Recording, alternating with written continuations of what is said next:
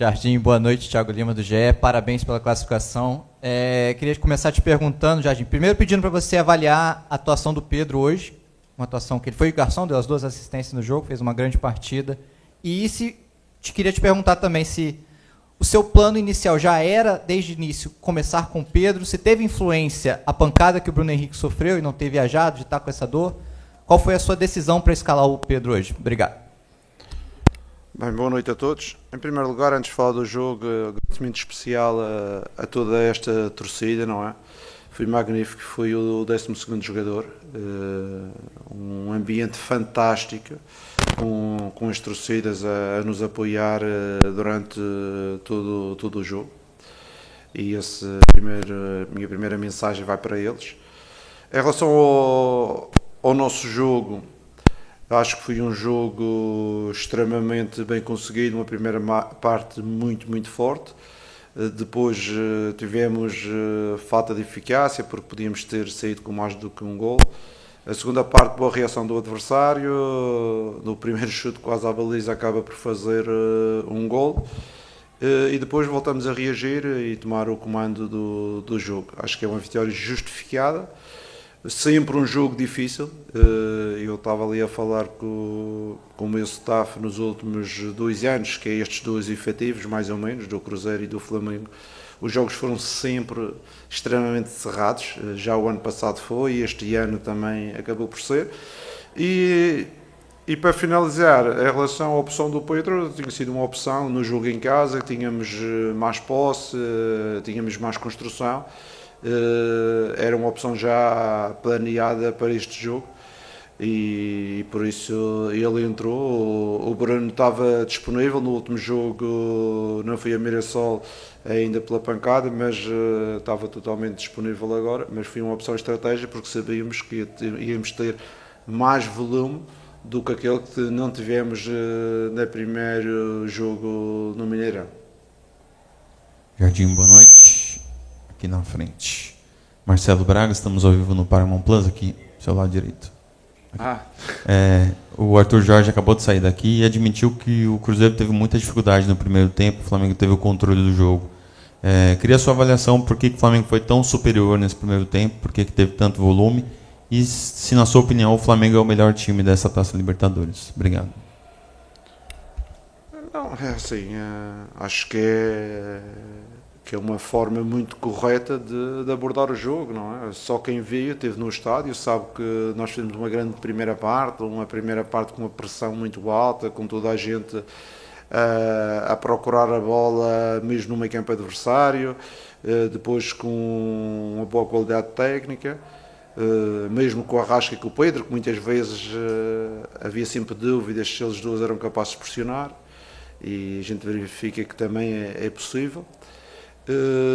E acho que é uma análise correta do treinador do Cruzeiro. Como eu disse anteriormente, também os primeiros 10 minutos da segunda parte não foram muito bem conseguidos. Tive a reação do adversário, mas depois voltamos outra vez a controlar a partida, e é uma vitória extremamente justificada. Com certeza que eu estou muito feliz de termos qualificado a equipa. Não gostava que fosse o Cruzeiro que fosse eliminado, mas na vida é assim. O importante é importante que eles agora nas outras provas consigam os seus objetivos e nós o nosso caminho. Boa noite, Jardim. Lucas Bayer do Lance, parabéns pela classificação. A gente vem falando desde 2019, cada temporada que passa o Arrascaeta vive o seu melhor momento, né? E hoje ele marca um golaço, numa assistência muito importante também do Pedro, como disse o colega. Você acha que o Arrascaeta ele vive hoje, o prime dele pelo Flamengo, a melhor forma dele? Ano passado foi uma temporada artilheira, né, com o Felipe Luiz aqui, hoje com você, decisivo nessa Libertadores, no jogo de hoje. Você acha que o Flamengo tem esse privilégio de contar com um jogador como o Arrascaeta, o camisa 10, que faz muita falta no futebol brasileiro, enfim, no mundo inteiro? Você acha que ele vive o seu melhor momento no Flamengo?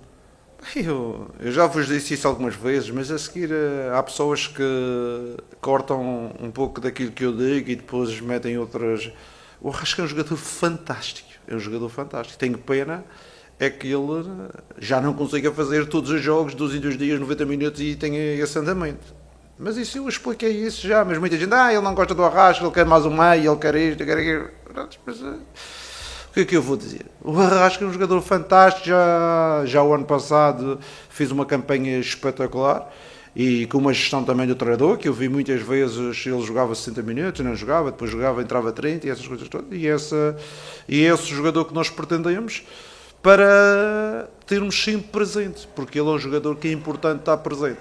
Quer de início, quer entrar, é um jogador que consegue, principalmente em pequenos espaços, na definição, ter uma qualidade acima da média. Jardim, Raíza Simplício aqui da Placar. Você falou há pouco sobre a tua opção hoje pelo Pedro por ter sido estratégica. Bruno Henrique estava à disposição, mas hoje você optou pelo Pedro por ser uma questão de estratégia. O Bruno Henrique foi titular na Libertadores, acho que em todos os jogos até hoje. Eu queria entender de você como é que você decide quem vai jogar, se é o Pedro ou se é o Bruno Henrique como centroavante, porque ano passado o Bruno Henrique já chegou até a falar que se o Pedro está à disposição, ele prefere que o Pedro jogue de centroavante do que ele. Mas eu queria entender como é que você analisa, o que você analisa para escolher entre um ou outro para começar como centroavante. Bem, a primeira coisa que eu analiso é se vamos ter muita posse de bola e vamos ter um jogo mais apoiado, e aí o Pedro é extremamente muito bom. Se o adversário também tem qualidade técnica, que constrói muito, principalmente no jogo em casa, e aí acho que o BH também teve um papel fundamental, a pressão na frente, que é isso que ele também é extremamente bom, transição, nunca deixou o adversário subir linhas porque tinha essa capacidade, um pouco aquilo que ele fez hoje no segundo tempo. O Pedro é um goleador, e quando a gente consegue reunir as melhores condições, ele é um goleador. Mas, como eu falei do Arrasca, ele é um jogador extremamente importante para mim, como treinador, para o Flamengo.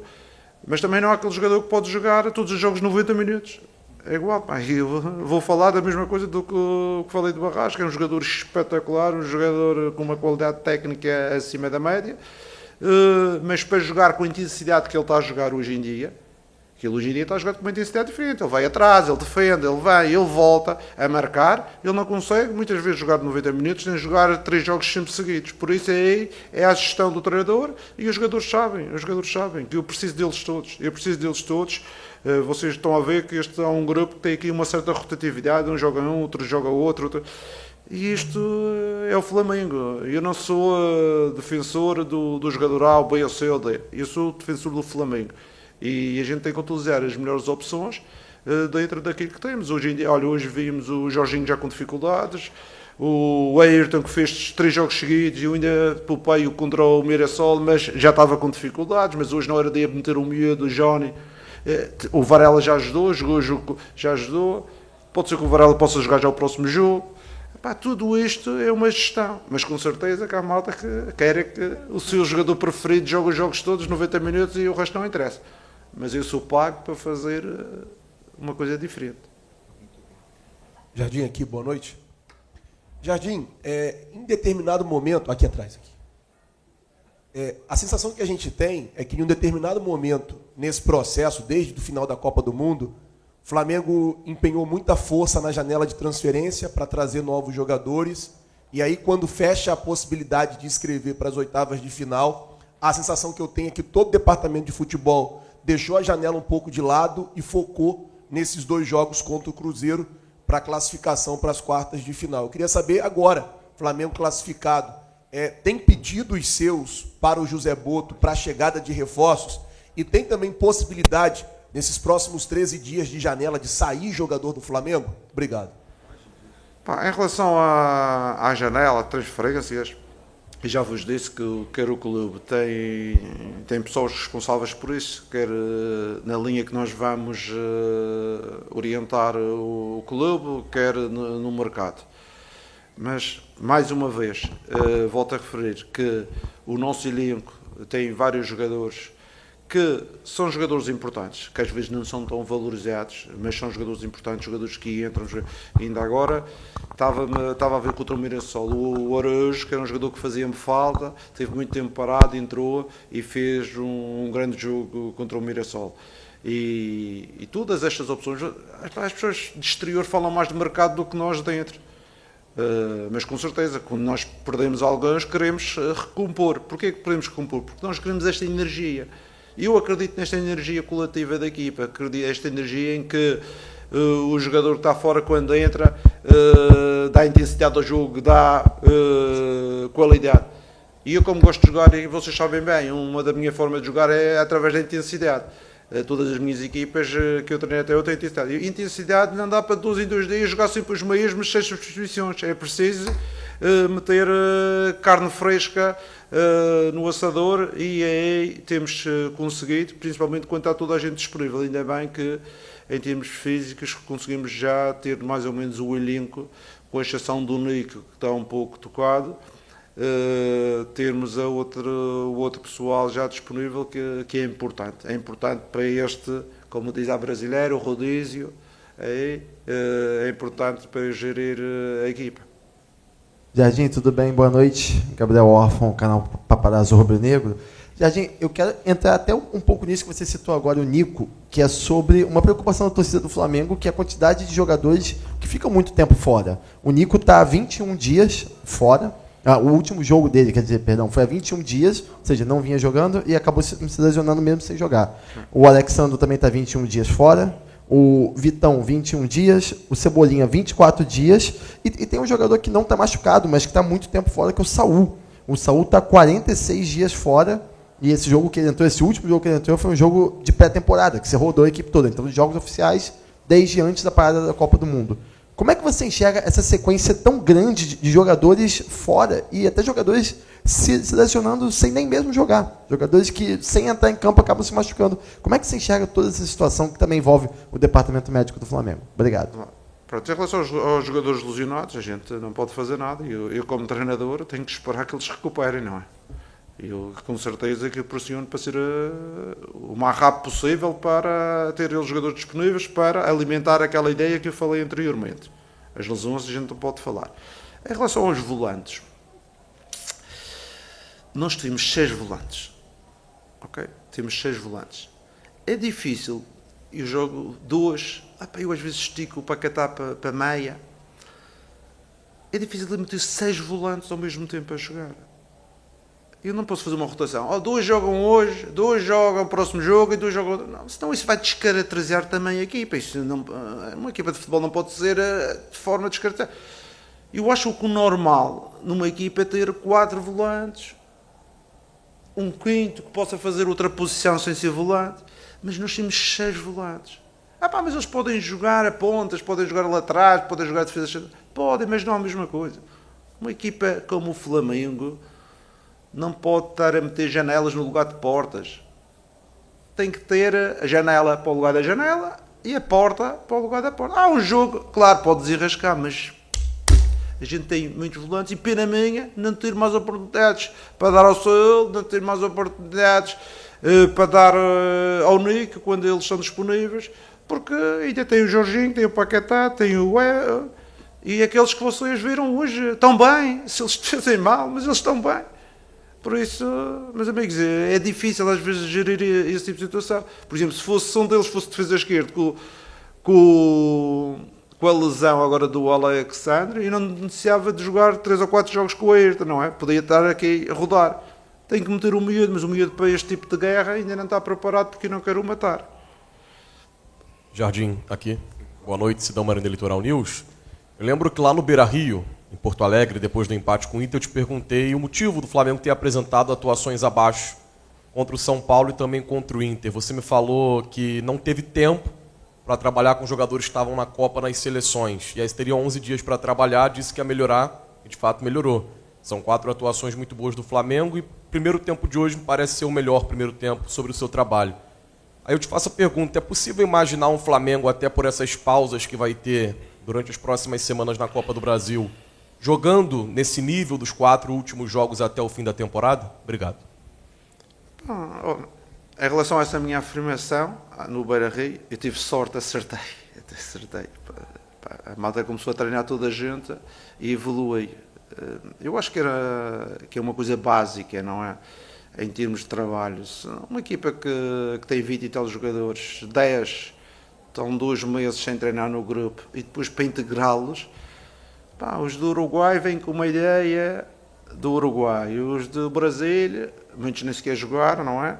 Vêm com outra ideia, os outros vêm com outra ideia, 10 dias de férias sem treinar, e depois juntar isto tudo leva algum tempo, e por isso a necessidade da gente trabalhar juntos, e eu acho que esses 10 dias foram muito importantes para nós recuperarmos um pouco o nosso ADN daquilo que mostramos numa primeira fase, e queríamos voltar a mostrar. Os jogadores estão de parabéns porque estão a conseguir outra vez esquecer o que se passou em termos de seleções e voltar outra vez ao ADN do Flamengo, e é isso que nós pretendemos, continuar a crescer.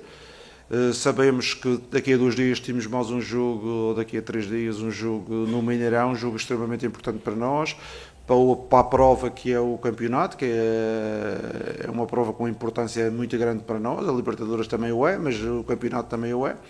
E o próximo jogo é um jogo de uma grande importância fora de casa, que temos que assumir a responsabilidade de jogar para ganhar, porque o Flamengo só vive de vitórias, não vive de outros resultados. No final aí, pessoal, que o limite da Conmebol é 15 minutos, a gente já ultrapassou, mas vamos para a reta final aí. Ok. Jardim, boa noite. Roque, coluna do Fla. Você abriu a coletiva falando sobre a importância da torcida hoje no jogo. Historicamente, o Maracanã sempre foi um fator diferencial para o Flamengo quando tem jogos decisivos.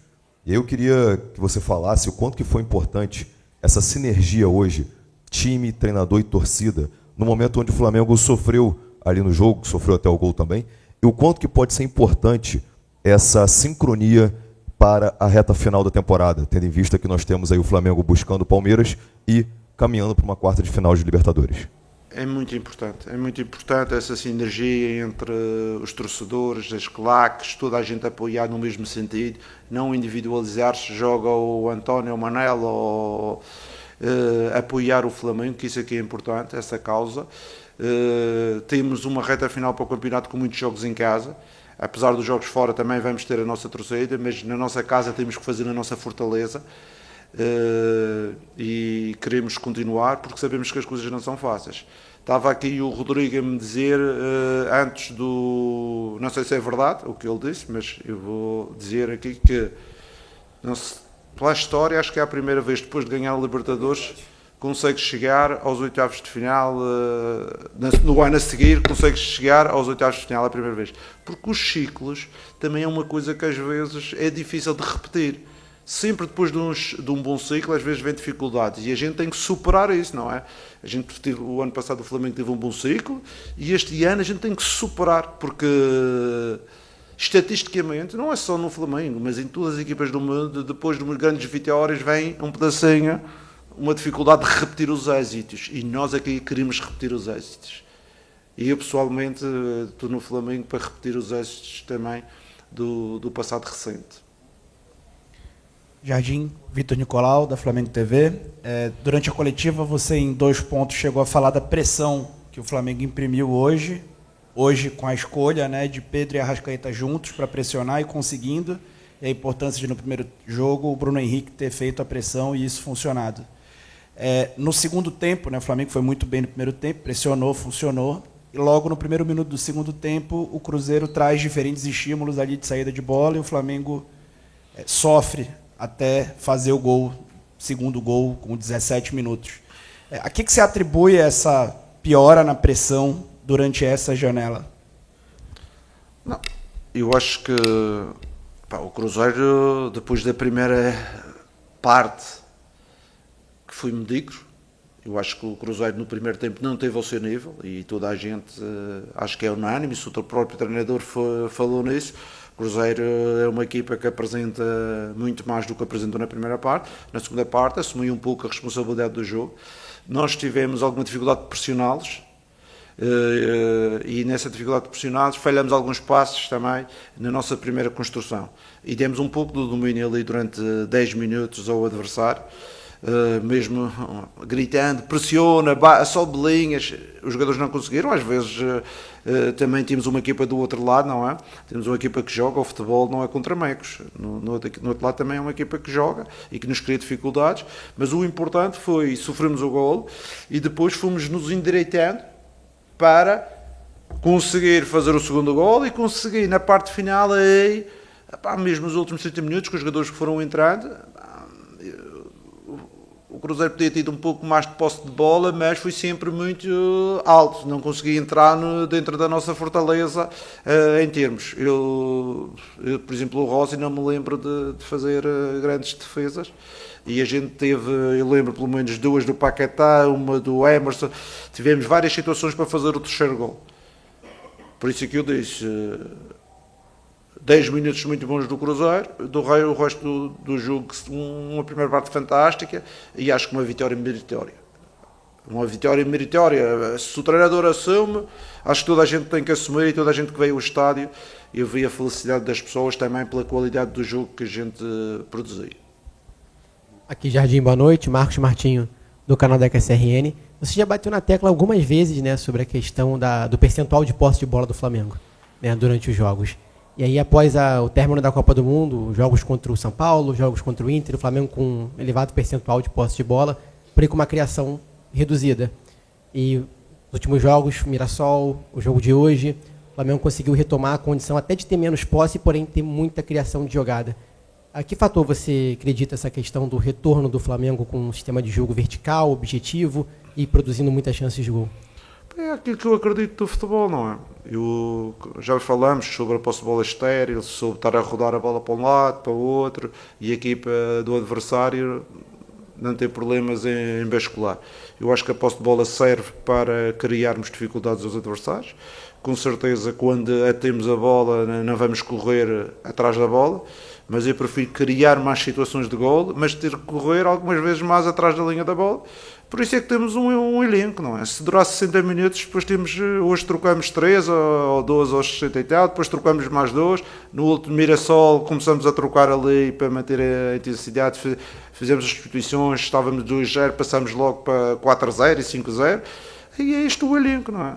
Porque a gente não precisa de poupar os jogadores, porque temos suplentes que podem entrar e fazer tão bem. E também dar oportunidade, porque toda a gente que está no Flamengo quer jogar.